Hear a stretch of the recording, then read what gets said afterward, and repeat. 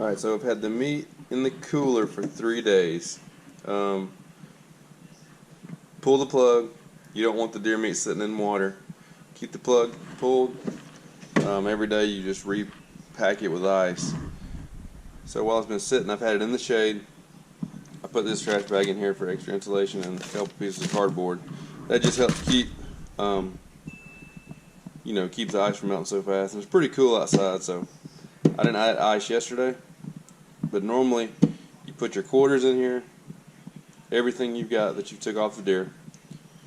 Pull the plug, set it in the shade, and every day refill with ice for around 3 days, or until the water turns clear that's dripping out. You don't want it sitting in water.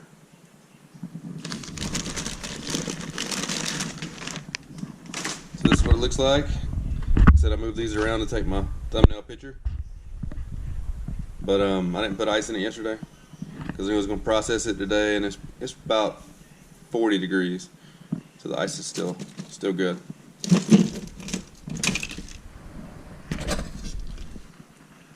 All right, there's 1/4. So I'm going to be processing this meat to make jerky with. If you were going to use this for ground or anything else, the process would still be the same. Pretty much, I'm just going to take all the meat off the bone. Debone everything, take as much of the silver skin off as I can, and then it'll be prepped for jerky making. Knives of choice today are going to be my catfish fillet knives. I would recommend something like this. It's cheap. You get them at Walmart for like $5. I like them because they got a lot of flex to them. They bow pretty good, so they're real good for filleting catfish and whatnot. This one's a little bit more expensive. I got it as a gift. It's a really good knife, but I prefer this one any day, hands down, because it's not going to slip out of your hand when you're skinning 20-30 catfish. This one gets a little bit more slippery, and it doesn't have the finger guard there. So these are the knives of choice. I'm going to be deboning this to make jerky at a later date. I'm going to try to start separating the muscle groups. I haven't done this in just a little bit, but I don't imagine much has changed with the deer. See, look how good that meat looks. It's good looking meat. And I just got it on my oven, cleaned it real good. The wife is not here, so we're going to be good to go. And since I'm making jerky with it, I'm not going to use extreme precision as far as separating the muscle groups. I'm just going to get the meat off of the bone for now. Just want to go in and find the bone and kind of just roll the meat back.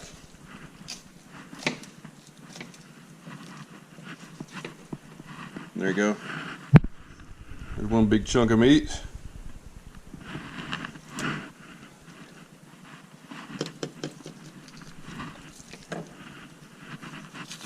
You always want to have two knives when you do this, because one knife's going to get dull, and you don't want to have to stop midstream to resharpen another knife.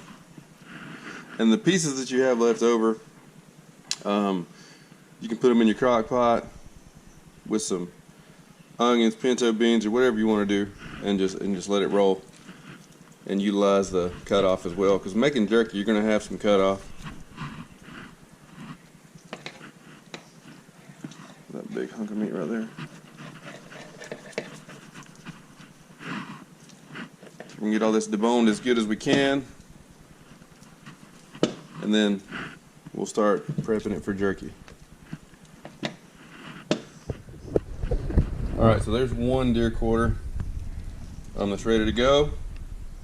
I'm not going to do the whole deer for you guys. I just want you to see how this is, well, at least how I do this anyways. And I'll do a video later on showing you how I go about making the jerky in my oven. I have dehydrators. They seem to take a long time, but there'll be a video coming up on how I make jerky with this. Let's move on to the back strap. All right, show you how I clean it up. I'm gonna start by, no, I'm not gonna make jerky out of the back straps.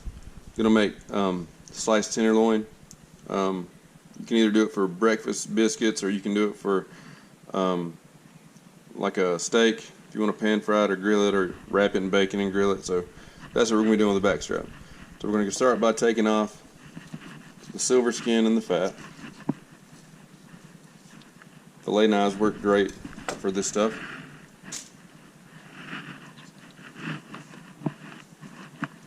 And again, there's going to be some cutoff, fat. For those of you who like to make your own soaps and stuff, you can render that down. But deer fat is gamey. I mean, it's not the same as like pork fat or beef fat. So we're gonna cut this. Also, where the meat is kind of discolored, like you'll see here. If you're new to this, that kind of freaks people out. It'll especially freak out your significant other if they see it. That's just where it touched melted ice or water. It gives it a slight discoloration where it set in water. Maybe that's in the part of the cooler where it wasn't able to drain as well. The back strap, I mean, it looks good. Nice, clean, red meat. You can trim off of any meat that touched the water if you want to. In my experience, it's never had any effect on taste or anything like that. So now you can start out slicing this. If you're going to put it on breakfast biscuits, I always cut it at an angle about the thickness that you want. Go ahead and slice that down into chunks. For me, like I said, I usually pan fry it with a little grease. Put it on some biscuits. It's really good. And this is a good cut of meat, so I wouldn't throw it in a crock pot or anything like that. And I have made jerky out of the backstrap as well. A lot of people say you can't, but you can. Or I have. Get it all wet. I'm gonna close it up almost all the way. Push down, get as much air out as you can, and then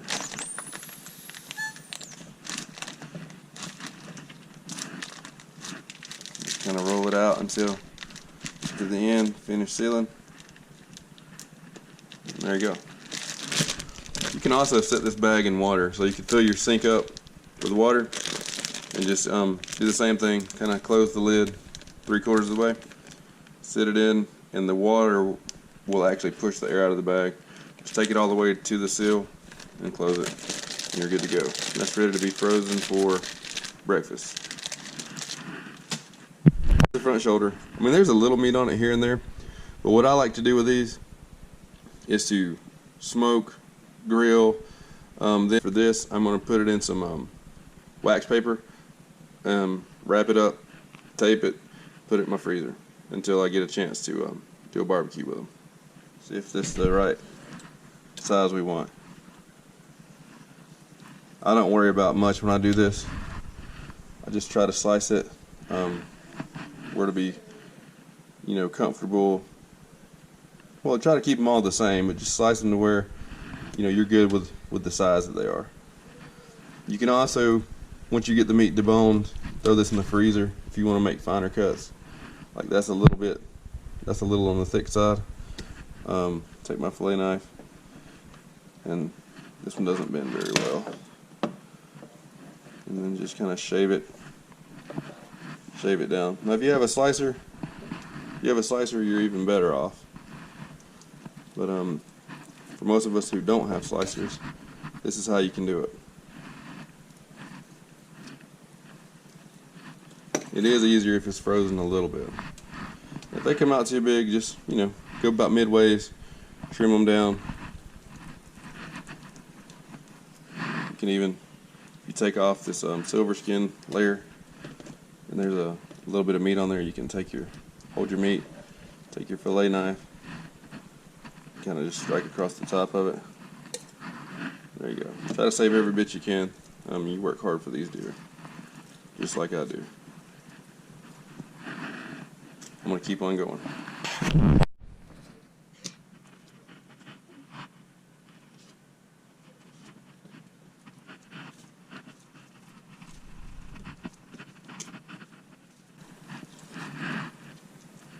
So hopefully this will help you guys out. Thanks for watching. If you have not subscribed already, please do so. I have a lot more videos to come. And I will see you on the next one.